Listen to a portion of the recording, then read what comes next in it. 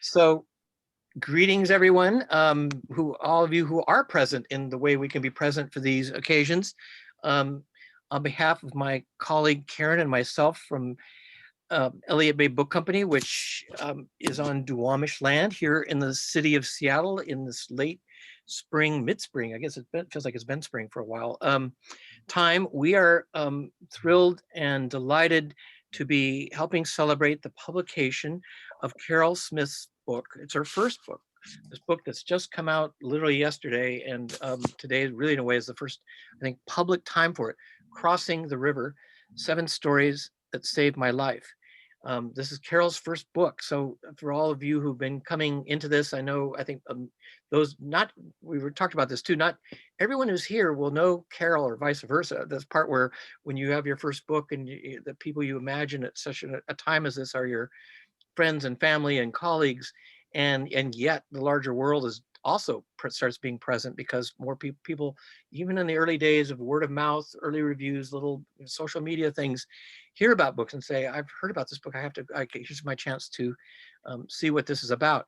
So that's what this is. It has that sense of occasion and excitement and celebration, even at the same time that this book is written comes from a place where she was trying to take on and live with the deep, profound and a sense of loss. It was a kind that never can be overcome, but has at some point to be carried and lived with. And as for life to go on, and life has gone on in work, in life, and everything else. As I think, as you read this book and see her way of dealing with in part, at least the loss of the death of her son, young son. This book comes from, and the context of her work, certainly as a writing journalist. Some of you here were friends and colleagues from her days at Seattle PI. She went in the course of her life back to Los Angeles, her home city, partly because that's where her son could go to a school. And while there, also wrote for the Los Angeles Times before moving back up here, where she has been an editor and producer and journalist at KOW. So we have that world too, of telling stories in the different places, in print and in radio. But it's also a different thing to do that and put it in a book, and that's also something that will be talked about tonight. And no better person could be a part of this than the Claudia Rowe, who is joining us also in conversation. If you look at Claudia's own first book, The Spider and the Fly, you'll see acknowledgments of Carol Smith. And if you look at the acknowledgments of Carol's book, you'll see acknowledgments of Claudia. They are among, others have come into their circle of writers and friends. I know Jenny Shortridge, who's here more recently for Carol, doing the work of helping each other's writing become books. And it takes one's own gumption and initiative, but it also takes good readers and good close kind of the honest reading and appraisal of your work. And someone will say this isn't ready from a good place. Anyway, they can talk about that, but it is these two are very connected in a way that I think they'll come out nicely in tonight. Claudia herself, I mentioned her book, The Spider and Fly, and she's been an award-winning journalist at various publications, and she's currently doing work with Crosscut and is an editor at Clive Hill Publishing. She is at work on a new book, but we don't want to say too much because those things have to have their own time to be said when they really happen. But and with that you will all know about that when that's the time. Tonight, what will happen, so far as we know, will be Claudia and Carol talking about Carol's book. Carol will read a little bit, and the part of it I will disappear from sight. But Claudia, after a point, will put in your questions, and it's been great to see everyone putting comments in. But you're many of you are journalists, and we've got journalists here, so get those questions. I know many of you, and most of you, could not have read the book yet, but because the book literally just came out. Although at least some of her Carol's colleagues were getting it in the store today. But do come up with questions. And I think this book is a book about the questions of life and living with loss and death and finding meaning and finding what it is really to be alive and present in the world. So again, we all thank you for being here with us. And now in that kind of celebratory way, we ask you to give good virtual attention and applause to Carol Smith and her friend and colleague, Claudia Rowe. Take it away, you two. Thanks, Claudia. Thanks so much to everyone for coming out tonight or huddling with your computer tonight for one more hour plus, and we'll just get right into it. I will say, just picking up on what Rick was talking about, Carol and I were in a writers group together with Mary Lynn Like, also from the PI, the old Seattle Post-Intelligencer. We were in a writers group together in 2012, which is when I was working on my book and Carol was starting to work on this book. And it is just so amazing to see fruition on top of fruition. So that's a little plug for the power of writers groups. So Carol, many of the events that you write about in this book took place, our writers group was in 2012, and that was way after most of the stuff in this book happened. So why now? Why 2021? Why did you feel that this was the right time to write and publish this book now? Well, it's interesting because I actually tried to write this book fairly soon after Chris died, and it was within, I don't know, maybe 2 years or so. And I had been keeping a journal, and I think like a lot of people who are newly bereaved, you have this really strong desire to share your person with the world and to memorialize them in that way and to get your feelings out. And I remember talking to a very wise friend who's an agent who said, she looked at my little germ of a book and she said, there's so much raw, undistilled pain in here that no reader will be able to digest the story you're trying to tell. And so she advised me to just take what I was writing and put it in a box and let the writing just accumulate literally in a box. And I took her at her word and I kept putting it in the box. And she said I would know when it was, it was becoming a book, or when it was time to become a book. And that turned out to be like the best advice. And that it turned out it was 20 years was the time it took for that to become a book. And it was really, that was the time I needed to get the distance and perspective to know what it was, what I wanted to say. And so yeah. And the other thing is that I feel like I was looking for this kind of a book earlier on when I was going through this, to read somebody else's account of how a big grief plays out in your life over time. And I remember early on somebody telling me, your life as you know it is over. And what I heard was, your life is over, And so what I was looking for was someone to show me the way of how do you keep going forward when you feel like you've been really leveled emotionally. So yeah, so this is sort of part of my motivation, I think, is that this is a book that I would have liked.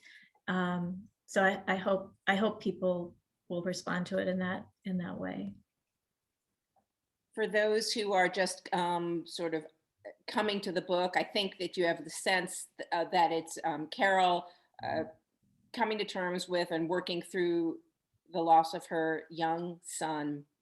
But Crossing the River is a true hybrid. A lot of people talk about weaving memoir and reportage, but this is actually a true hybrid of interweaving journalism and your personal journey. Sorry, I have to say journey. It was a journey. It was a journey. So when you were having the sense that you wanted to write about this, did you always have this idea that it was going to be this kind of interweaving between reported events and your own internal struggles?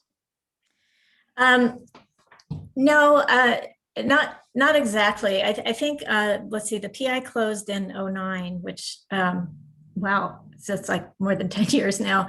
But as the PI was closing, and I was really sad about that. And I was thinking about all the people that I had met as a reporter through my time there. And so many people's stories had moved me and inspired me. And I was originally, and I realized that that a lot of them had to do with me searching for answers to questions that I had personally. And so at first I was sort of thinking of this as an anthology, and this would be a collection of their stories and a little tiny bit of me woven throughout. But then over time, and with the benefit of writing groups and editors and all kinds of people who help shape a book, I realized that what connected all these stories was me, and that I needed to bring my story through it. So I sort of had to flip flip the script a little bit, and instead of thinking of this as weaving my story, but my story being part of other people's stories, it was like their stories were part of my story. So that's how I sort of arrived at the structure that it eventually became. And that was hard because as a reporter, you distance yourself naturally, and that you have a little bit of that removed. That's what allows you to do your job, and that's what allows you to let the person's story be first and forward, and not to bring your own stuff to it as much as possible. And so for me to have to put myself in it was really hard. That was one of the challenges of writing the book.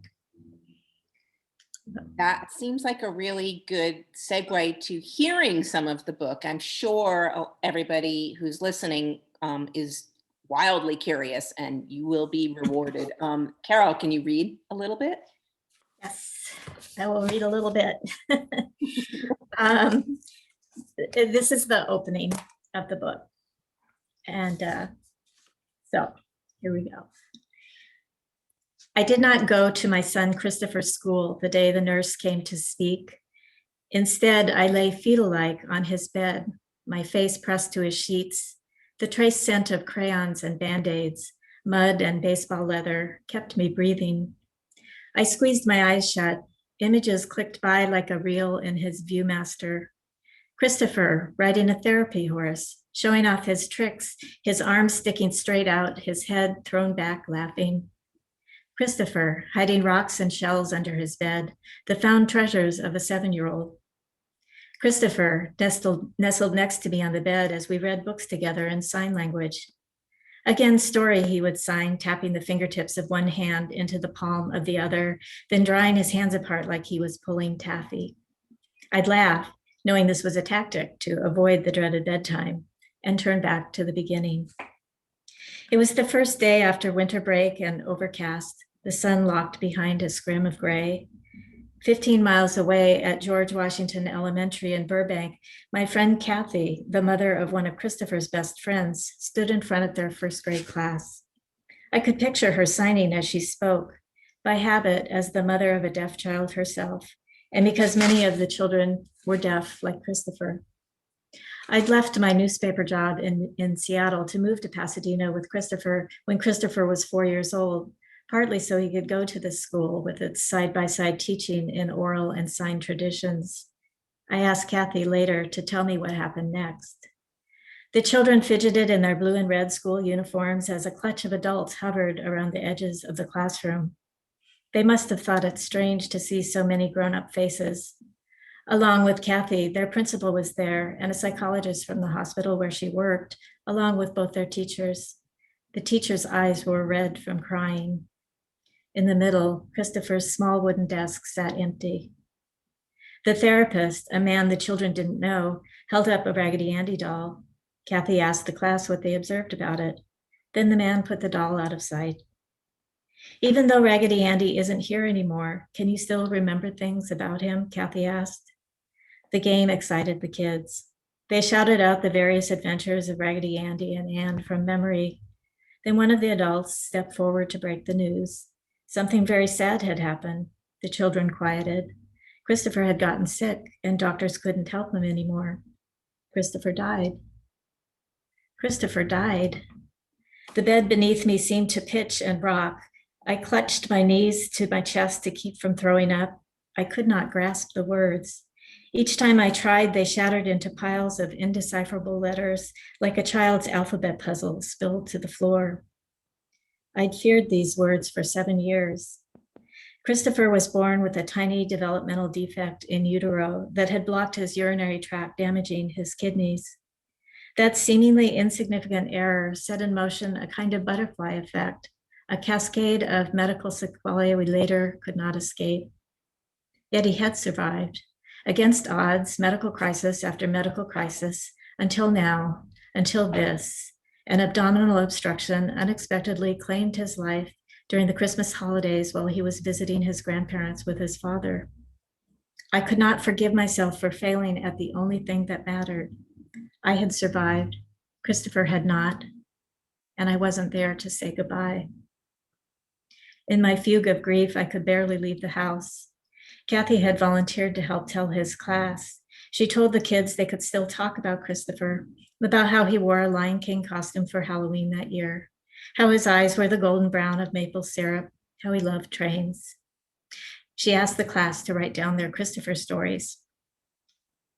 Weeks later, I received their brief memories, printed with crooked block letters on lined paper, illustrated with hearts and stars and stick figure children with oversized hands.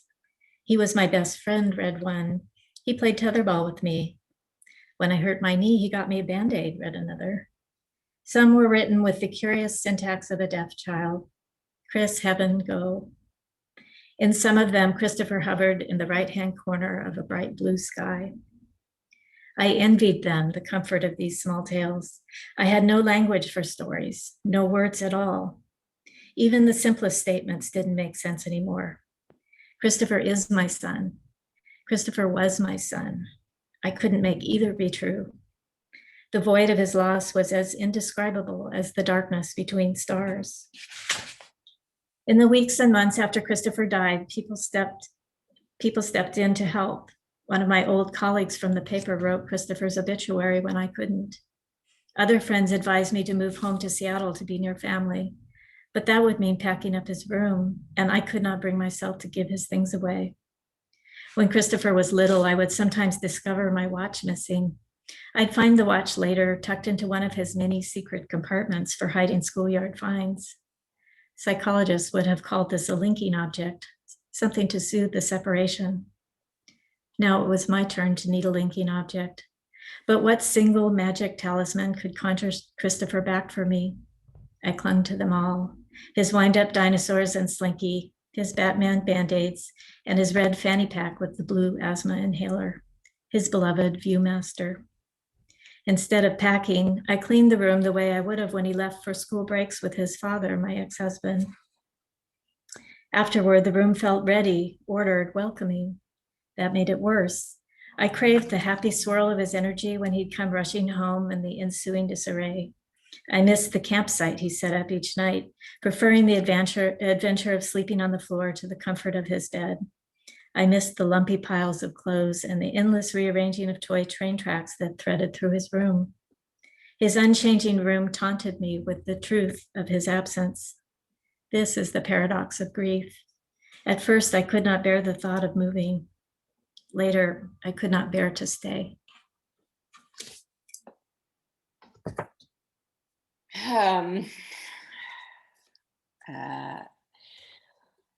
That's just so amazing. It's amazing to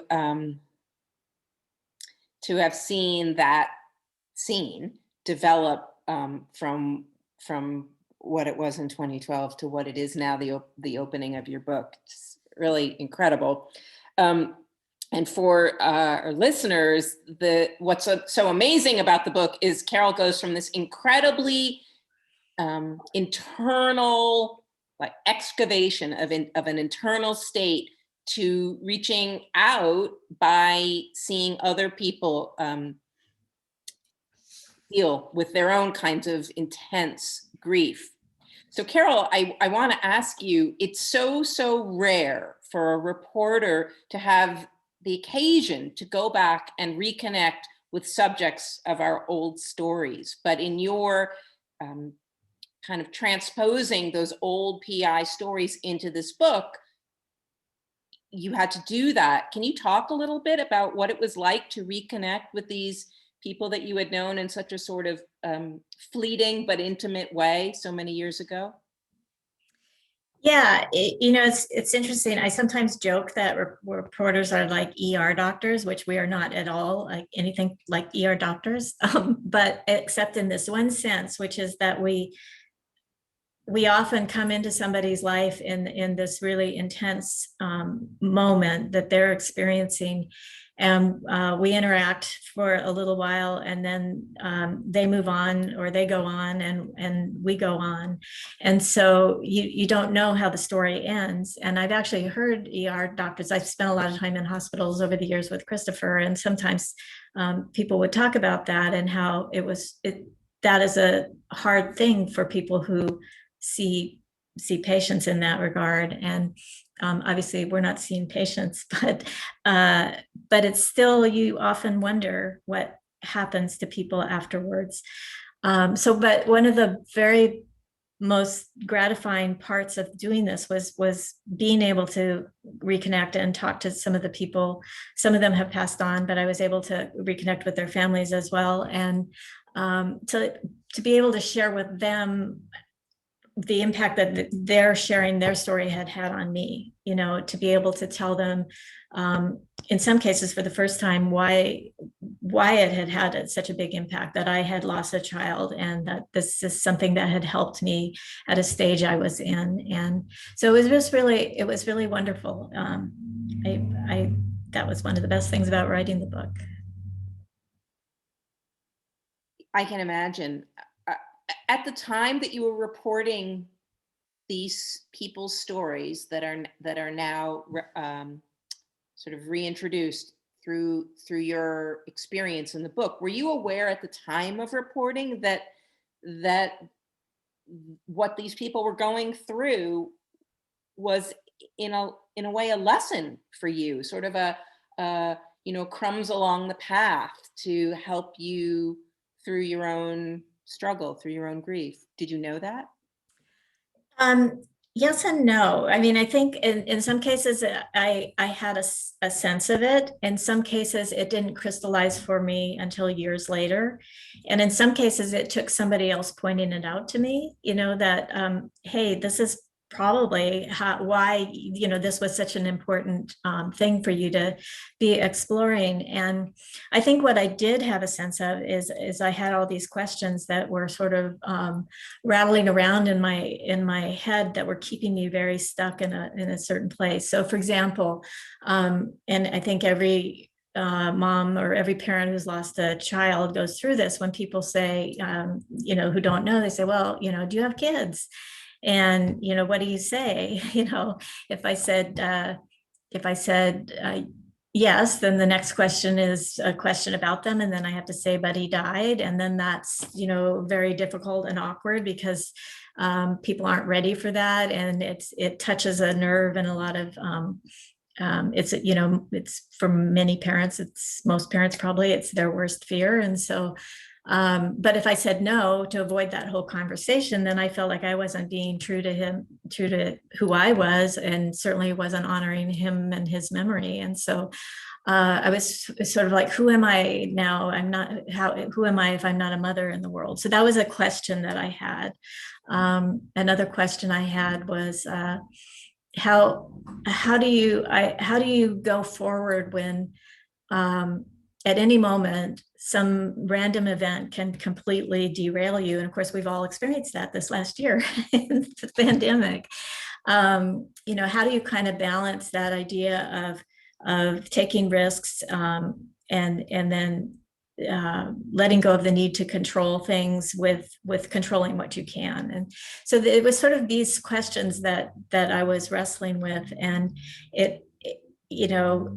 then the people that I ended up talking to that are in the book were wrestling with sort of the same kinds of questions, but from different angles. And so I was able to learn from them. And I think that it's often easier to see when you step outside of yourself, it's often easier to see an answer to a question that you have. You learn it by hearing what someone else is going through. So, and that really, I think, is at the heart of this book, is that the power of our stories to connect us to other people, to build understanding, to build empathy. So that's what they did for me. And one of the sort of most powerful, and there are a lot of powerful stories in this book, but one of the most powerful and really, I think, important for you did not come from a newspaper assignment, was not a newspaper story. It actually came out of your own family. Can you talk about what led you to include this very different piece, not your own family with Christopher, but your own family history? Yeah. You're talking about my grandmother's story. Yeah. And actually I did do it as a newspaper piece for the PI. My grandmother was a nurse in World War I, and she was one of that early vanguard of, it was the first time women were serving in the US Army. And she served in what we think of now as like a MASH unit, right behind, a few miles behind the trench lines in France. And so when she turned, let's see, what was it? There was a moment where I thought, oh my gosh, my grandmother may be the oldest surviving woman who served in World War I. And that became the genesis to do a story for the PI about her. And I had her letters home from the front. So we built the story around that. But to answer your question, it became really clear to me as I was going along that the book is really a meta story about the power of sharing your story. And my grandmother didn't start talking about her experiences in the war until she was in her 90s. And that, I think, was a testament to the amount of trauma that she witnessed, and just the generation she was from is just, you just put it away and you go forward. And so I saw the power for her of actually starting to talk about this thing that had happened to her. And then we did the story for the paper, and it was one of the stories where I just got this flood of mail that came for months and months of people who it like touched this nerve out there, where other people were starting to share their stories, and they would write me and tell me about their grandfather who served in the war, or their whatever, their sibling. And it was very moving. So she became, I think her story became very emblematic of what I was trying to do in the book. And then just on a personal level, she had always been very much a role model for me in terms of someone who was extremely resilient and very self-sufficient. And so it was really, it was just wonderful to be able to share her story. Love that about the meta story and sort of her own trauma and the power of talking about it so many years later. One thing that you, speaking of trauma, one thing that you that weaves throughout the book is this idea about the difference between moving on and letting go. Can you talk about what those two phrases, moving on and letting go, how they're different, and what they meant for you as a mother and as a writer? Yeah, so I think, especially in the beginning, this idea of moving on, for me, the way I interpreted it is it meant leaving Christopher behind. And I didn't want to do that. And I equated moving on with like forgetting about him. And I just couldn't bear the thought of that. And so I was hanging on really tight and trying not to move on. And I was, sort of stuck in a place. And at the same time, whenever I tried to think about Christopher, I would just be overwhelmed with pain, and so I sort of shut down, and I shut down for a really long time. And so I just was living a very small life. I was avoiding, engaging in anything really but work, and but that was starting to cost me in a different way, because in the act of sort of shutting down and not thinking about Christopher, so that I wouldn't forget about him, I was actually losing my memories of him. And so that was worse, that was really hard. And so I sort of realized that I had to do something. And that was partly, I think, what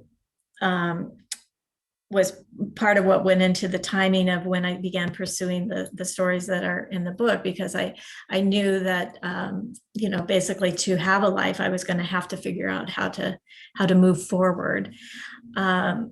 And what I came to realize in the course of doing the book and in reporting the stories and then writing the book is that letting go was about accepting that even though he was gone, his sort of spirit still lived in me, and his spiritual presence was still there with me. So I wasn't really, in moving on, I wasn't really losing him. I was finding him again. And so the sort of irony is that for me, it was the act of letting go that helped me find Christopher again. So for many years, and my family knows this, it was very hard to talk about him. I couldn't look at pictures, and now I love looking at pictures, and I talk about him all the time. So that's been really, really a gift. It's been really wonderful. As you've mentioned, you've touched on the PI, the old Seattle Post-Intelligencer, a couple of times in this conversation, and a lot of people here, of course, will know and remember the newspaper, which is also a character in this book, which is one of the great things about the book. Can you talk about that a little bit, and how the newspaper or the newsroom, the particular quality of that newsroom, played into your journey in coming to terms with Christopher's death? Yeah, so it very much. I mean, it is a character in the book. I started working at the PI when I was in my mid-20s. And I think at the time I was the youngest, or tied to be the youngest, with Lisa Schnellinger at the time. Anyway, and so I kind of come into this newsroom where everybody was much older than me, and a lot of people sort of took me under their wing and showed me the ropes. And I'm thinking like Jean Godden, and this always happens to me. I blank out people's names. Mary Beth Morris, the old consumer columnist. Anyway, these were people who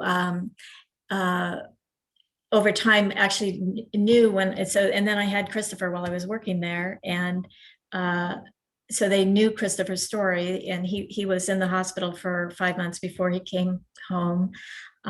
So we were in sort of a crisis mode for a long time, and like Mary Beth arranged for me to have food sent from the Shanty Cafe down on Elliott, which was just, and it was my first experience of having a family outside my family, I guess is where I was going with all that. And then I left. I moved to Pasadena, so Chris could go to the school that I alluded to in the reading, but also because then we could be near UCLA Medical Center, which has had a good pediatric transplant program, and we knew he was going to need a kidney transplant. And then I moved back, and when I moved back, I went. I was sort of rattling around. I was freelancing, and Jim Erickson, one of my old colleagues from the PI, called me up and said, "I'm moving to Hong Kong. Would you like to take my job?" So I got essentially my old job back. And and the newsroom had moved. It was when I started originally, it was still on 6th and Wall with under the big building with the platform on top for the Globe. And then I had moved down to the waterfront. And it was a very different place, and it was a different paper, but I still found that family there. So it was a new group of people. There were still some old guard, but there was a whole new group of reporters. Claudia, you came into that in that phase of my life, my PI life. And yet there was still that family feeling. And I was sort of trying to think about what it is. And it's, you're a lot of time, I think a lot of reporters come to reporting that not thinking of it so much as a job, but as a calling. And I don't want to sound presumptuous, but we really care about what we do. And we're often doing it under really intense pressure. And we're often writing about really hard things, sort of, and so there's a sense that we know we need to have each other's backs, and we know we need to take care of each other. And really that's what we did. We took care of each other. So I miss it. And it's true in other newsrooms, but it was especially true in the PI. It was. I think it was that way for a lot of people. It served. Newsrooms do. They do have that sort of esprit de corps thing, but the PI did play that role for a lot of people who needed it, including me. So, folks listening, this is the time to hit us with your questions. We want your questions, Carol. We'll take it. Any and all. Carol, is there anything, as people are thinking about their questions, is there anything that that I haven't sort of drawn out of you yet that you think is an important thing about the book for people to know? No, I will say, I guess the one thing that I thought a lot about when I was writing the book is this idea of language. And when you don't have the language to describe what's happening to you, why that's hard. And that happened for me in two ways at two different times. And the first way is when I found out, when Christopher was deaf, and, when I imagined what my life was going to be like as a new mom, I was imagining that I was going to teach my child to read and sing and, speak. And instead we ended up having to learn language together side by side. We literally were learning how to sign together. And that really changed my view of language, and I didn't take it for granted anymore, and then it really came home to me after he died. And I think I say it in that prologue that I couldn't describe what was happening to me. And people, and for years when people would ask me, how are you doing? I'd say, I'm fine. I'm fine. And it's mostly because I wasn't fine.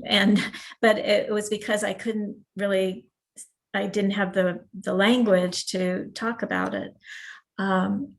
So I think that finding the way to talk about your story is really important. And the book was that for me. And I know a lot of other people are finding ways to talk about their stories.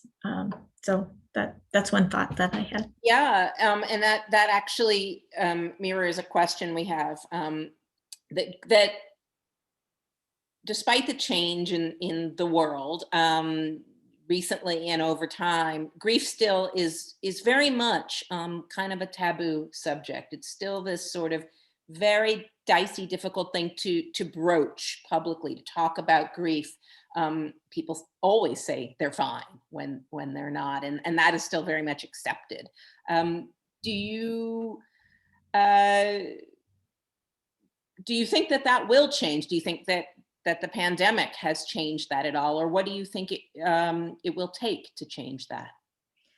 I think that exactly what you just said. I think the pandemic is going to change that. And I mean, every single person I think has lost something in the last year, whether it's, as simple as you lost your routine and your connection to, your daily connection to a community, all the way up to losing loved ones.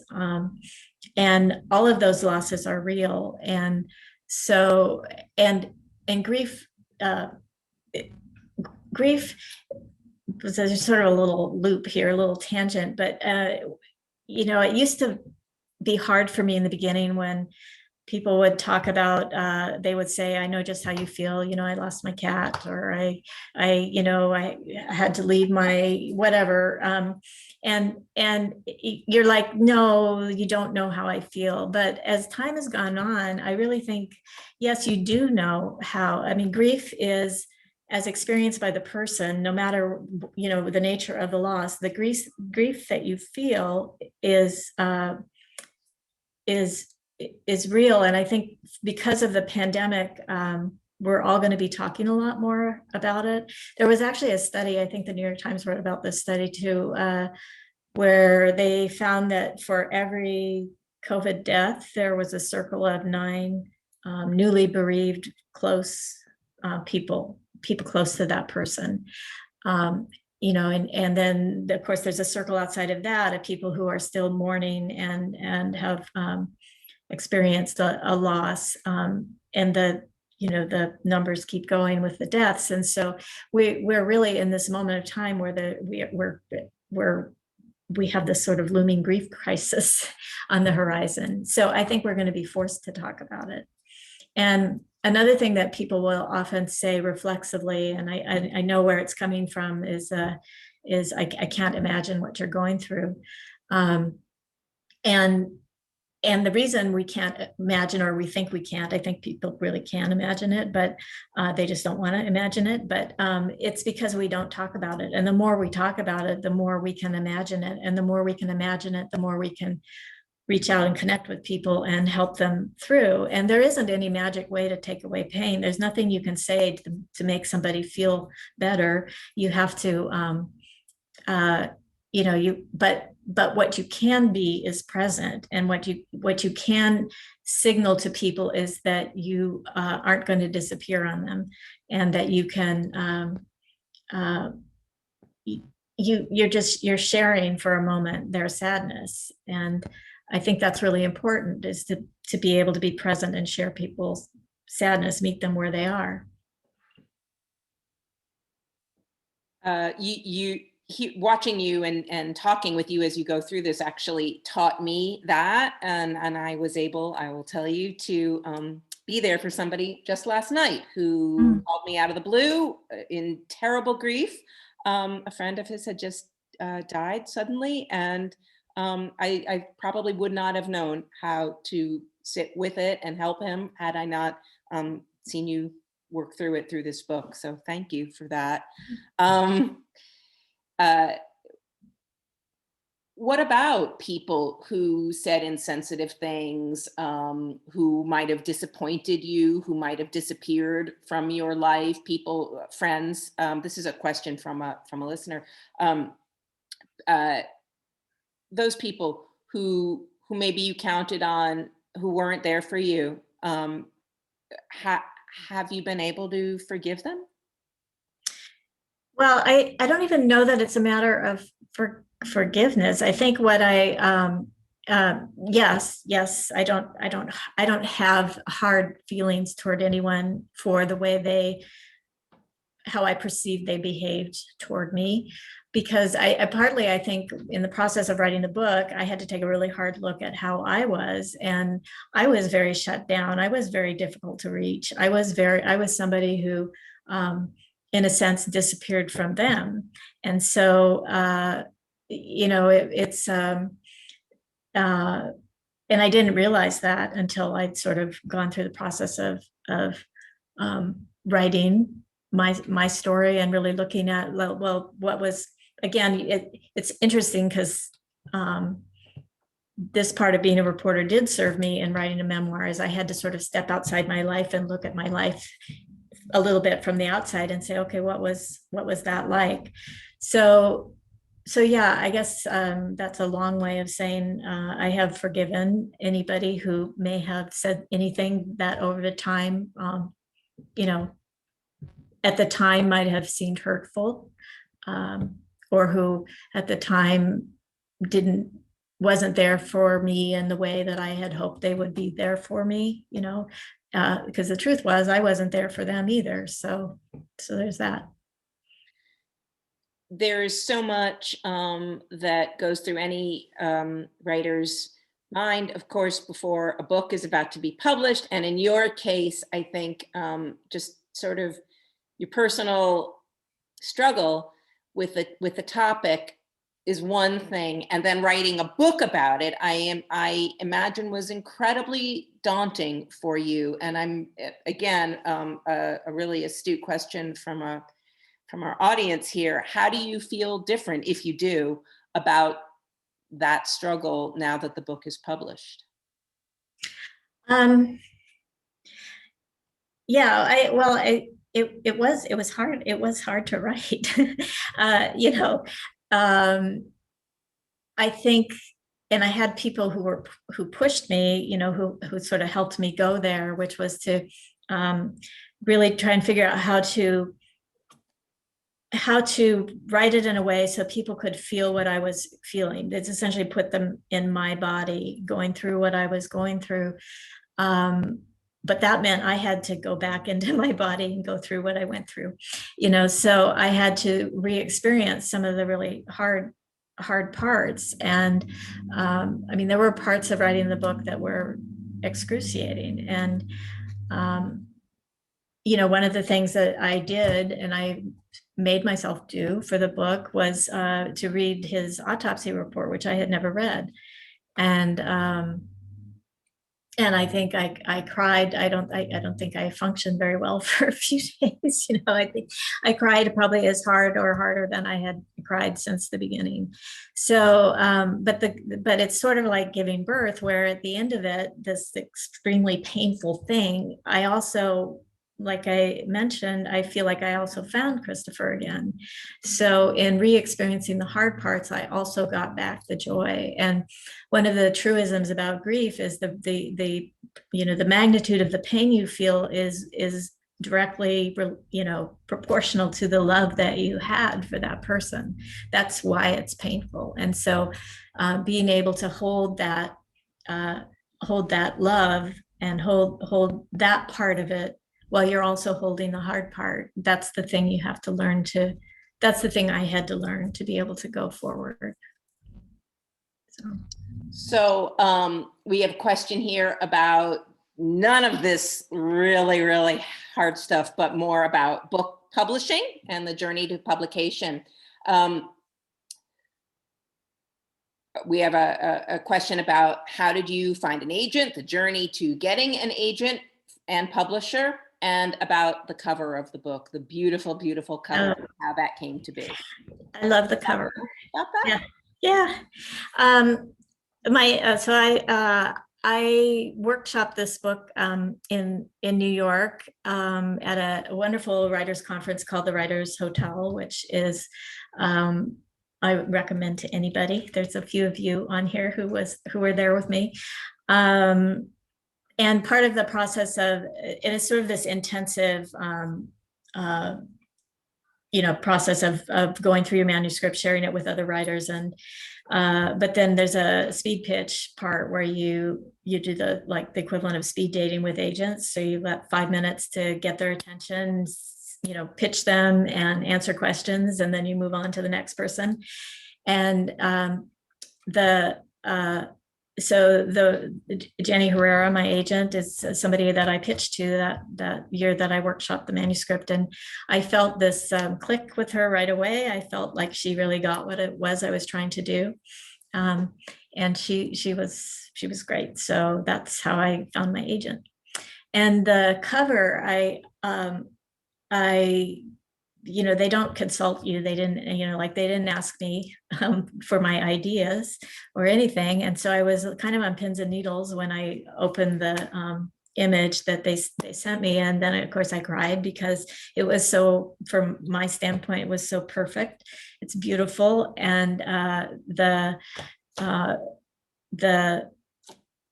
Big Dipper is there's a kind of a pivotal scene in the book that that references, but also there's just a lot of resonance for me in here, that there are 7 stars in the Big Dipper. The Big Dipper is also what we use to navigate, and so there was just, it was I've always been impressed. I've always been, really impressed in the world of journalism, working with photographers and visual artists, and how there's this whole other layer of storytelling that happens. And so I feel really lucky that the cover for me has a whole other layer of storytelling. So it was exciting. And also the stars are like the little gold stars that a child gets on their homework, which was just a nice little grace note, I thought. Yeah, I've been amazed at book cover artists and their ability to transpose the ideas in a book into a visual image that's very, very much a metaphor. It's really true in your book. I've seen it a lot. It's an impressive skill that I hadn't really thought about much before. I have to ask you this question from both of our former editor. And this is a sort of a journalism question, but I think it's very much one that general public has as well about journalism. And that is about exploitation. For anybody who talks to people in the throes of crisis and grief or intense trauma, for a reporter, you're thrown into it, and you need to ask people at their worst moment, sometimes what feel like the most awkward or stupid questions, and sometimes it's really an unbearable part of the job, I think, for many reporters. And how did you, I felt this way too, and he clearly did, the sense of using people, right? You're using them, their quotes, their trauma, their grief for a picture in the paper, for a moment in a story. How did you, in confronting people at their hardest times, get around that experience of, or that question about, are we exploiting people's trauma? I think in my case, and in particular with these stories, because they were not news of the day stories, I was able to, I was able to build a relationship within the context of doing the story. And I was always very careful to signal to the person I was talking to that they had control. They could not answer the question. I was always really careful to, especially for people who weren't familiar with journalism standards, here's what's on the record, here's what it means to be on the record, off the record, on background, so that, and at the end of the day, if someone said, I don't want this story in the paper, these were not stories that had to be in the paper, because they weren't like stories of, like a shooting or something that was happening that what am I trying to say? Like, they weren't stories that were news. They weren't breaking news. Right? Yeah, they weren't breaking. There we go. That's what I'm trying to say. They weren't breaking news stories. So I think I tried to be as transparent as possible. I tried to be a good listener and be mindful if I was going into territory where it felt uncomfortable, and to just always give people the power to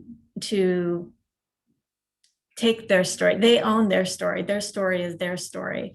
And so, for example, in the book, I'm really careful not to share any details that weren't in the original stories, that are, and the stories that are you know, their stories went on, and we intersected at this very sort of specific moment in both of our lives. So I don't know if that answers your question, but Yeah, it does. There is a huge difference between a breaking news situation and what you're doing, and the behavior of a reporter in those situations. I know that we're getting close. It's 2 minutes to 7, but there's still questions coming in, so I'm going to keep asking until somebody tells me to stop.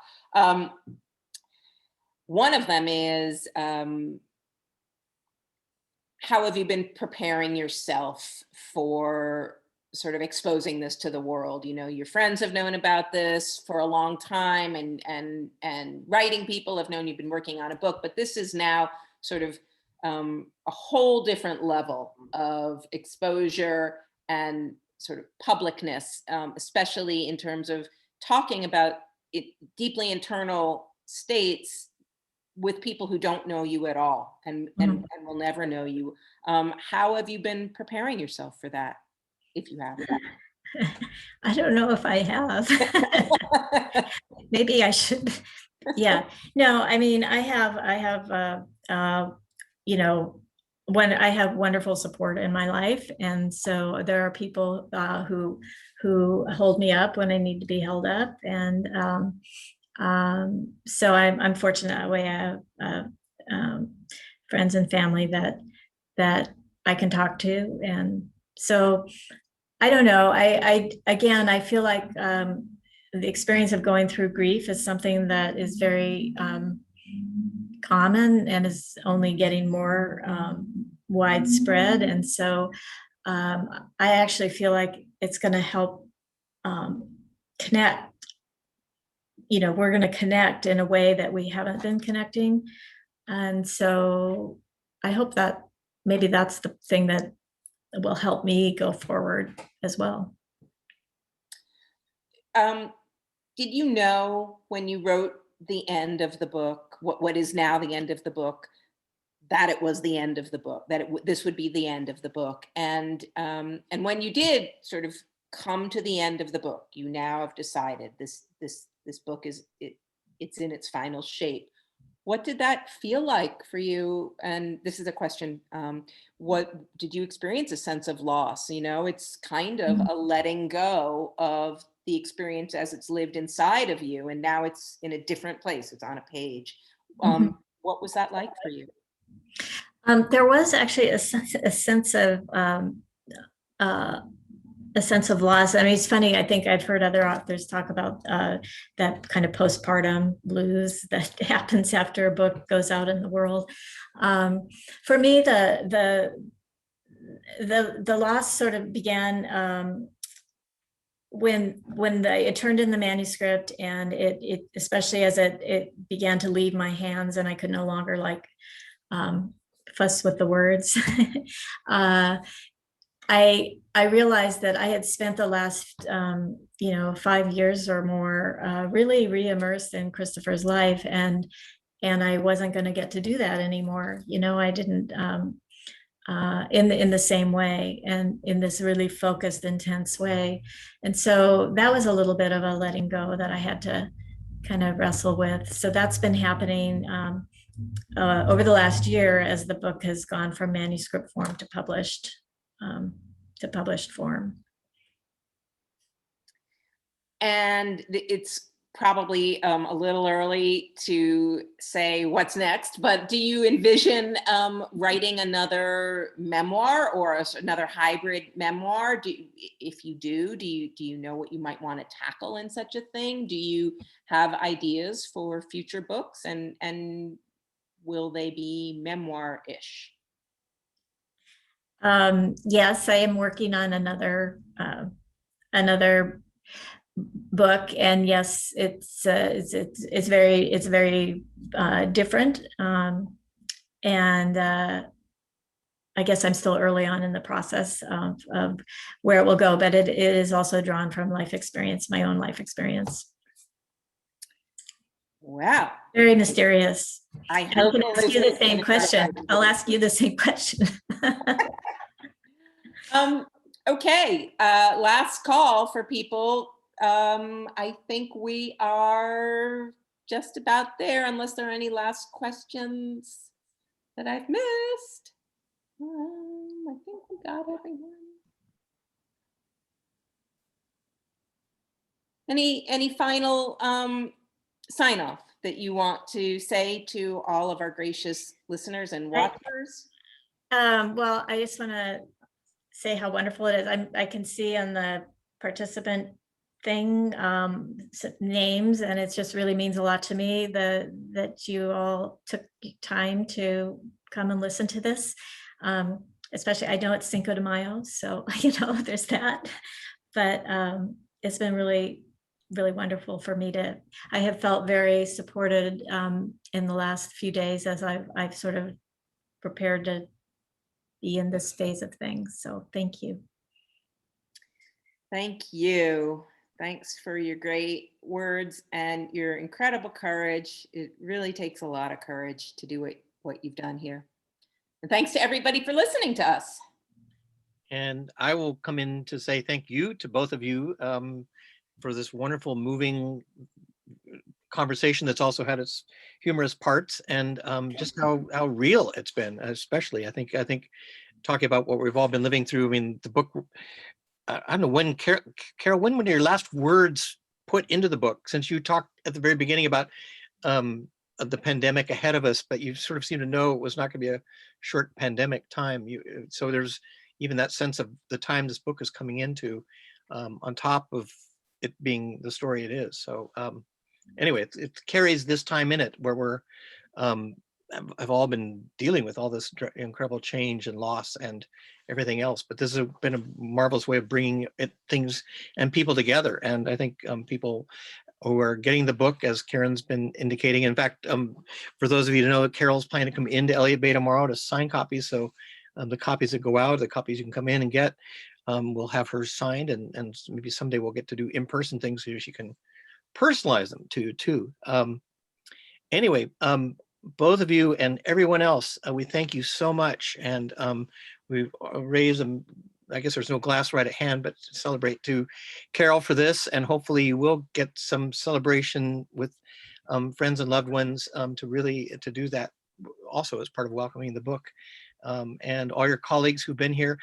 Also to say, there have been questions in the chat about recording, which Karen's been saying we have Facebook and YouTube links, but the plan, I believe, is for this to become part of KUW's Speakers Forum. So Carol will get to be heard at her workplace or on her workplace too. And so anyway, it has all been wonderful for all of us. And thank you, Carol. And I know now everyone gets to read the book. That's everyone's pleasure and anticipation. And the next time you do something like this, you'll get those questions from people who have even more to ask. But from that part, Claudia's been great too. Thank you, Claudia, for this. You're part of it, and your turn will come sometime soon, we hope too, for another book. So thank you all. Take care. Good evening. Stay safe, and we will see and hear you all soon. Some of you on the radio, in fact, who are here with us, we hear on the radio. So thank you all. Thanks, Claudia. Thanks, Carol. Thank you. Bye. Bye.